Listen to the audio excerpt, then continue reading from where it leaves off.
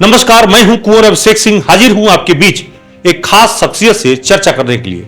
और आज के मेहमान हैं भाजपा के प्रदेश प्रवक्ता विनय सिंह। हाल ही में भाजपा के प्रदेश अध्यक्ष बाबूलाल मरांडी ने 44 पदाधिकारियों की एक लिस्ट जारी की है। उस लिस्ट में वैसे तो 9 प्रदेश प्रवक्ता बनाए गए हैं, जिसमें विनय सिंह जी भी शामिल हैं। और विनय सिंह जी कोयलांचल धनबाद से आते हैं, धनबाद के निरसा के निवासी हैं। वैसे राष्ट्रीय फलक पर इन्हें ज्यादातर जो राष्ट्रीय चैनल हैं उसमें बीजेपी के एडवोकेसी करते हुए नजर आते हैं, पक्ष रखते हैं। और प्रदेश में प्रदेश कार्य समिति के सदस्य भी रह चुके हैं। तो ऐसी स्थिति में ये हमेशा से मुखर नेता रहे हैं और दिल्ली से लेकर धनबाद तक इनकी अपनी एक पहचान है। न्यूज एनपी के स्टूडियो में मौजूद हैं। चलिए जरा आज उनसे बातचीत करते हैं और राजनीतिक जो घटनाक्रम चल रहा है इस वक्त में प्रदेश में, उस पर सीधे इनसे जवाब लेते हैं। पहले तो न्यूज एनपी में आपका स्वागत है। बहुत बहुत धन्यवाद अभिषेक भाई। पहले तो आप ये बताएं कि इस बार जो 44 लोगों की कमेटी बनी, ये कमेटी बिल्कुल युवाओं से लबरेज है। कई कमेटी में सभी जातियों का भी ध्यान रखा गया है। ऐसा लग रहा है कि बाबूलाल मरांडी 2024 को फतह करने के लिए मिशन जो है आप लोगों पर सौंपा है। नहीं, आदरणीय बाबूलाल जी के अध्यक्ष बनने के बाद मुझे लगता है कि हर अध्यक्ष की अपनी एक टीम होती है। तो बाबूलाल जी को लगा कि कुछ जिम्मेवारियों में फेरबदल करना चाहिए और जिम्मेवारियां ली और दी नहीं गई हैं। ये जरूर है कि जो नए लोग हैं उनको जिम्मेवारियों में लगाया गया है, नई जिम्मेवारियों में। जो पुराने लोग जो इस कमेटी का हिसाब नहीं है उनको अब नई जिम्मेवारियों में लगाया गया है या लगाया जाएगा। धनबाद में 2 लोगों को, एक तो सरोज जी को महामंत्री बनाया गया, आपको प्रदेश का प्रवक्ता बनाया गया, और भी लोग हैं धनबाद से जुड़े। जी, सरोज जी मंत्री बनाए गए हैं प्रदेश के। आदरणीय गणेश मिश्रा जी मंत्री बनाए गए हैं। अमर झा जी हैं, उनको आईटी सेल का संयोजक बनाया गया है। और तो कि कुल मुझे अगर ले लें तो ऐसे 4 नाम हैं इस चीज। मतलब ठीक ठाक प्रतिनिधि मिला है धनबाद। हाँ, अच्छा है। इससे बेहतर क्या हो सकता है, ये अच्छा प्रतिनिधित्व है जी। तो एक बड़ा सवाल ये आता है कि लोकसभा चुनाव अब हमको लगता है कभी भी घोषणा हो सकती है।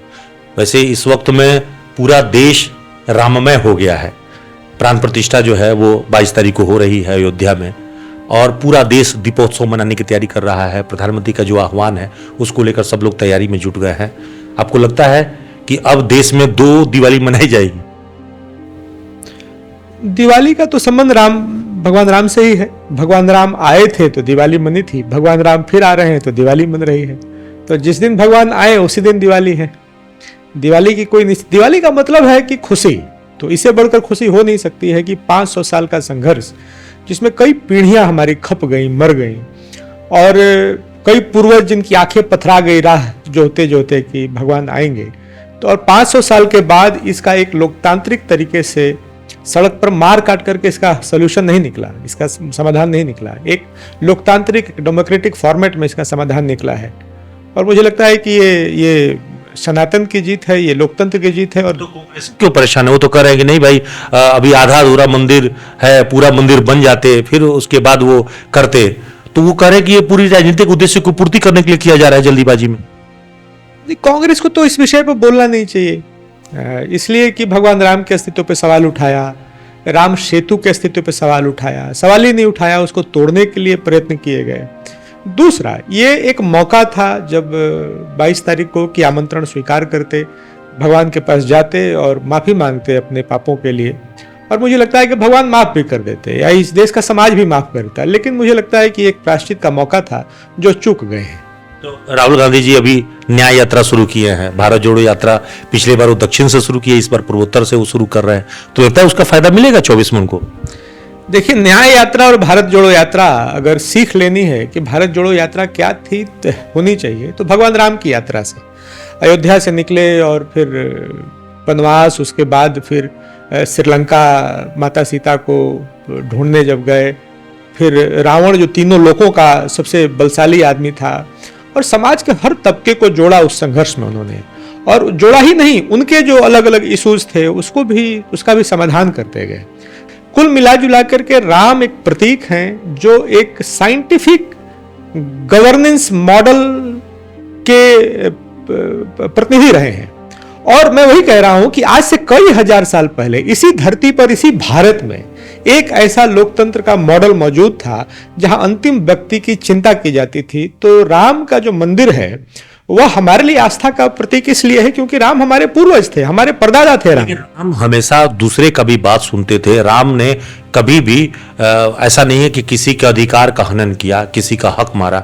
आज आरोप लग रहा है कांग्रेस की ओर से या दूसरे अन्य विपक्षी पार्टियों की ओर से कि भाजपा मनमानी पे उतर आई है। इस वक्त में झारखंड में हेमंत सोरेन सरकार की ओर से लगातार आरोप लगाया जा रहा है कि सीबीआई, ईडी और आईटी का दुरुपयोग किया जा रहा है। ऐसा तो हुआ नहीं होगा कि भारतीय जनता पार्टी ने हेमंत सोरेन से भ्रष्टाचार करवाया होगा और बाद में उनको फिर फंसवाया होगा और फिर बाद में ईडी भेजा होगा। उसमें जो ईडी भेजने वाला पक्ष है वो सरकार का पक्ष है, वर्तमान केंद्र सरकार का पक्ष है। लेकिन बाकी जो भ्रष्टाचार करना और उसमें फंसना, ये तो हेमंत सोरेन ने खुद ही किया होगा। दूसरी, कल मुझे बड़ा ताज्जुब हो रहा था, मासूम आदिवासी जाकर के हेमंत सोरेन के लिए खड़े थे या उनको भेजा गया था, जो भी हुआ था। इस बात के लिए तो हेमंत सोरेन का मन में कचोटना चाहिए कि ये वही आदिवासी भाई हैं जिनकी हकमारी का आरोप आपके ऊपर लगा है, जिनकी जमीनें आपने लिखवाई, जिनके अधिकार आपने छीने, देश राज्य भर में उनके साथ जो अत्याचार अनाचार हो रहा है, बांग्लादेशी उनसे लगातार शादी कर रहे हैं, आप मुंह नहीं खोलते हैं साहब। और जब बचने की बात होती है तो उनको आप ढाल के रूप में आगे करते हैं। तो हमको लगता है कि ये एक आदिवासी चरित्र तो नहीं है, नहीं आदिवासी जीवन है। ये ठीक नहीं है कि जब जरूरत पड़े तो उनको लूटें आप और जब जरूरत पड़े तो उनको ढाल के रूप में आप आगे। तो करें कि अगर हमें गिरफ्तार करना है तो पार्टी भाजपा जो है भले गिरफ्तार करवा ले, लेकिन वो झुकेंगे नहीं।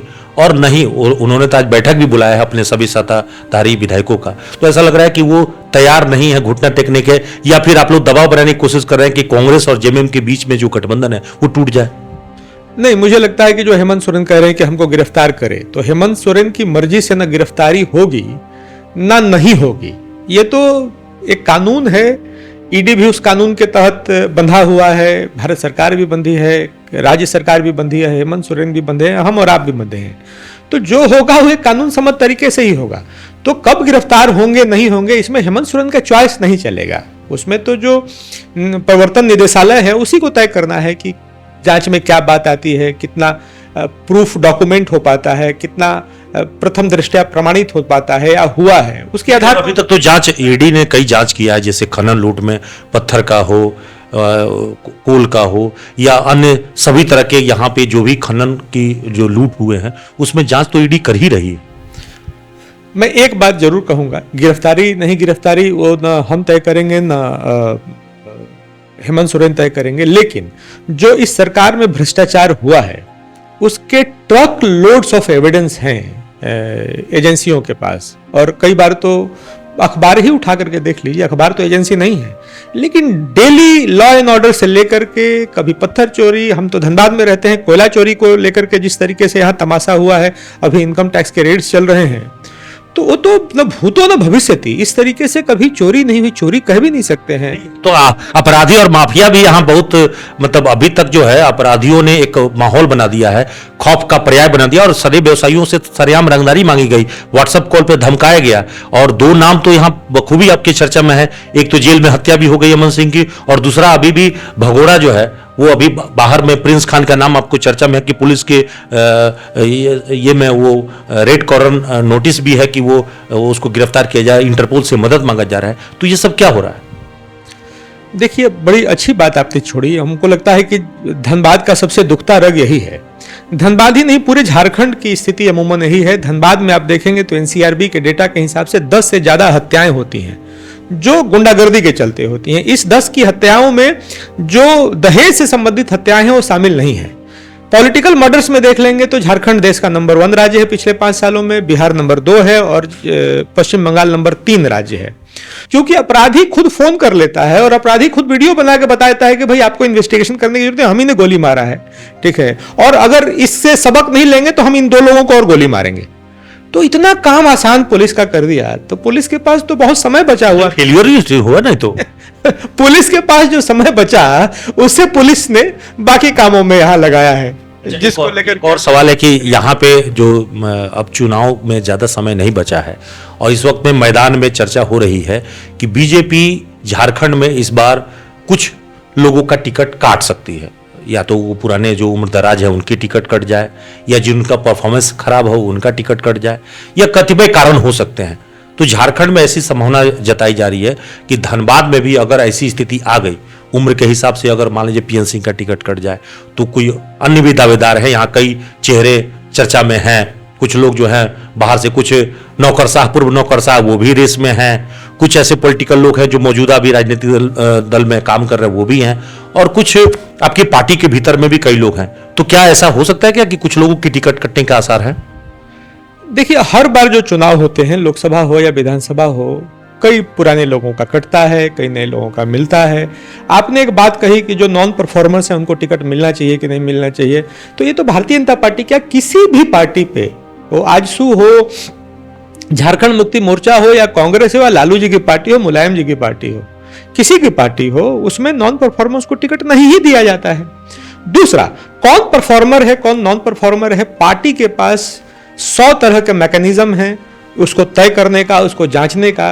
वह जांचने का न मैकेनिज्म हमारे पास है, न वो अधिकार हमारे पास है कि हम ये तय करें कि परफॉर्मर्स कौन है, नॉन परफॉर्मर्स कौन है। मैं तो पीएफआई पे काम करता रहा, मेरी पुस्तक है पीएफआई पे। आपको मैं बता दूं कि झारखंड में जो पीएफआई पे 2019 में प्रतिबंध लगा, उसमें मेरी रिपोर्ट का एक बड़ा रोल था, वो बेसिस बना उस पीएफआई पे प्रतिबंध का।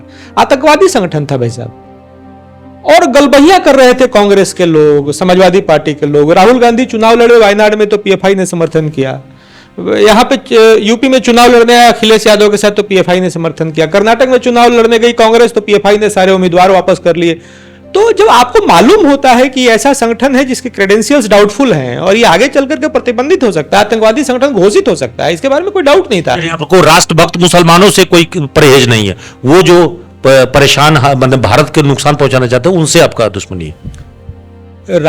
मुसलमान राष्ट्रभक्त ही हैं, इसमें कहां डाउट है। दूसरा, राहुल गांधी कौन से मुसलमान हैं, वो तो जनेऊधारी ब्राह्मण है, लेकिन राम मंदिर के प्रति उनका पक्ष देख लीजिए क्या है। दूसरा, मैं तो बोल रहा हूं कि देश भर में एक फिल्म बना करके बदनाम किया गया जिस मोहल्ले को, वाशेपुर को, वहां जाकर के देखिए, बेचारे वहां मुसलमान परेशान हैं। वह भी अगर मैं बोल रहा हूं कि सरकार आई और दबा करके इन पे कार्रवाई करनी चाहिए, कठोर कार्रवाई करनी चाहिए, तो मुझे लगता है और आप सहमत होंगे कि सबसे ज्यादा वाशेपुर के जो साधारण मुसलमान हैं वो बेचारे खुश होंगे। ठीक है, इसमें हिंदू मुसलमान कहां है? लॉ एंड ऑर्डर तो सबके लिए है, डेवलपमेंट जो है सबके लिए है। अगर ये गड़बड़ होता है तो सबको उसको भोगना पड़ता है। जैसे यहां धनबाद के लोग भोग रहे हैं, झारखंड के लोग लॉ एंड ऑर्डर भोग रहे हैं, गवर्नेंस भोग रहे हैं, करप्शन भोग रहे हैं, और करप्शन में हमारे ही आपकी हकमारी होती है, आम आदमी की हकमारी होती है। तो अभी आप विनय जी को सुन रहे थे जो सीधे तौर पर पार्टी की ओर से बतौर पक्ष तो रख ही रहे थे, लेकिन बहुत सारे जो सवाल हैं धनबाद से लेकर झारखंड के मुद्दे पर पूछे जाते हैं और अक्सर ये सवाल विपक्षी द्वारा उठाए जाते हैं, उन सारे सवालों का वो जवाब दे रहे थे। इस पूरे मामले पर विपक्ष क्या सोचता है, क्या इत्तेफाक रखता है, वो तो वो जाने। फिलहाल के लिए इतना ही। सहयोगी नीतीश के साथ Kunwar Abhishek Singh, news ANP, Dhanbad. Ashrafi cancer institute सभी सुविधाओं से परिपूर्ण कैंसर चिकित्सा का एकमात्र विश्वसनीय प्रतिष्ठान अब धनबाद में। एक ही छत के नीचे सभी प्रकार का इलाज जैसे अत्याधुनिक रेडियोथेरेपी मशीन, साथ में पेट स्कैन, मेमोग्राफी और अन्य सभी प्रकार के जांच की सुविधाएं उपलब्ध। वही तरीका वही इलाज अब अशरफी कैंसर इंस्टीट्यूट धनबाद में।